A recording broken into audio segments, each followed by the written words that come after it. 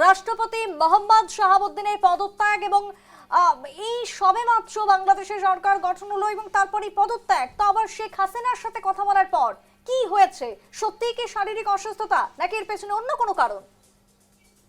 হ্যাঁ সুপ্রীতি, রাষ্ট্রপতি শাহাবুদ্দিন চুপ্পুর পদত্যাগ ঘিরে বেশ কয়েকদিন যাবতই কিন্তু বাংলাদেশের গণমাধ্যম সহ রাজনৈতিক অঙ্গনে ব্যাপক আলোচনার জন্ম নিয়েছিল এবং আজকে সেটির অবসান হলো তার পদত্যাগপত্র জমা দেওয়ার মধ্য দিয়ে। এবং এই বিষয়টি কিন্তু রাষ্ট্রপতি গণমাধ্যমকে বলেছেন যে তিনি শারীরিক অসুস্থতার কারণেই তিনি পদত্যাগ করেছেন। এবং তার যে এই পদত্যাগ এটি কিন্তু তার যে মেয়াদকাল, সেই মেয়াদকালের কিন্তু টানা সে 2 বছর তার মেয়াদ ছিল। তার আগেই তিনি অসুস্থতার কথা বলেছেন। তিনি বলেছেন হৃদরোগে, উচ্চ রক্তচাপ, ডায়াবেটিস এবং কিডনি জটিলতায় তিনি ভুগছিলেন এবং এই কারণে তিনি এই পদ থেকে পদত্যাগ করেছেন।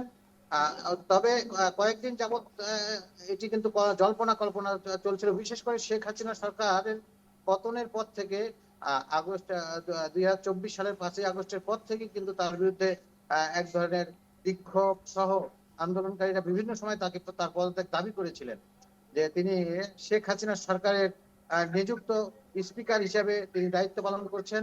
এসব নানা অভিযোগ নিয়ে কিন্তু তার বিরুদ্ধে কিন্তু ছিল এবং একটা পর্যায়ে আজকে কিন্তু তিনি পদত্যাগ করলেন এবং তিনি বললেন তিনি শারীরিক অসুস্থ। এটি দেখেই তিনি পদত্যাগ করলেন। ফলে যে এখন বাংলাদেশের ভারপ্রাপ্ত বাংলাদেশের সংবিধান অনুযায়ী স্পিকারই বাংলাদেশের ভারপ্রাপ্ত রাষ্ট্রপতির পদে তিনি আছেন এবং এই নির্বাচন না হওয়া পর্যন্ত এবং এইসব রোডম্যাপ কিন্তু পরবর্তীতে আমরা জানতে পারবো। সরকারের পক্ষ থেকে বলা হবে বেশ, তার মানে জাহাঙ্গীর এই মুহূর্তে দাঁড়িয়ে যে ছবিটা উঠে আসছে যে 90 দিনের মধ্যেই পড়শি দেশে রাষ্ট্রপতি নির্বাচন আবারও হতে পারে, যে খবর আমরা এখনো পর্যন্ত পাচ্ছি, এবং শেখ হাসিনার সাথে ফোনে কথা বলার পরই এই সিদ্ধান্ত, একেবারে বলা যায় যে চরম সিদ্ধান্ত নিলেন মোহাম্মদ শাহাবুদ্দিন রাষ্ট্রপতি। তিনি পদত্যাগ করলেন শেখ হাসিনার সাথে ফোনে কথা বলার পর, যদিও তিনি কারণ দেখালেন কি না শারীরিক অসুস্থতা। জাহাঙ্গীর, আমি আরো একটি বিষয় জানার চেষ্টা করবো যে তুমি যেহেতু সেখানে রয়েছো, বর্তমানের যে রাজনৈতিক পরিস্থিতি, যে আবহ, সেটাও তুমি দেখছো, কি মনে হচ্ছে সত্যিই কি একেবারে যদি সাদা চোখে আমরা দেখতে চাই, এটা কি শারীরিক অসুস্থতা নাকি কোনো ইঙ্গিত দিচ্ছে? কারণ শেখ হাসিনার সাথে টেলিফোনে বার্তালাপ এবং তারপরে এই চরম সিদ্ধান্ত। জাহাঙ্গীর, রাষ্ট্রপতি কিন্তু তিনি অস্বীকার করেছেন যে শেখ হাসিনার সাথে তার ফোনের কথাটি বাংলাদেশের যে গণমাধ্যম, একটি গণমাধ্যমে যেটি প্রকাশ হয়েছে, এটি নিয়ে কিন্তু এক ধরনের বিতর্ক কিন্তু রয়েছে। এটি কিন্তু বিতর্ক রয়েছে, পাশাপাশি আসলে এখানে রাষ্ট্রপতির যে পদত্যাগ পত্র জমা দেওয়ার বিষয়টি সেটি গণমাধ্যমে প্রকাশ হয়েছে এবং স্পিকার যিনি বাংলাদেশের সংবিধান অনুযায়ী এখন ভারপ্রাপ্ত রাষ্ট্রপতির দায়িত্ব পালন করছেন, তিনিও বিষয়টি বলেছেন যে তিনি অসুস্থতার কারণে পদত্যাগ করেছেন।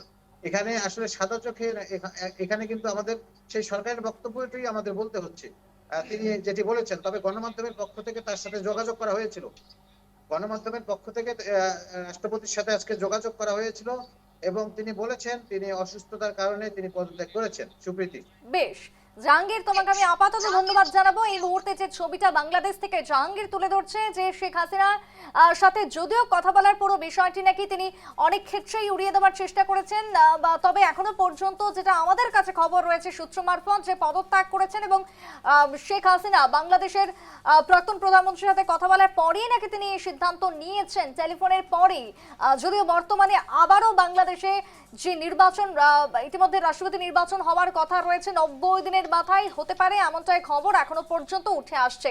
সংসদ ভবনে গিয়ে স্পিকারের কাছে পদত্যাগ পত্র দিলেন শাহাবুদ্দিন। মোহাম্মদ শাহাবুদ্দিনের পদত্যাগ, বাংলাদেশের রাষ্ট্রপতির পদ থেকে পদত্যাগ করলেন মোহাম্মদ শাহাবুদ্দিন।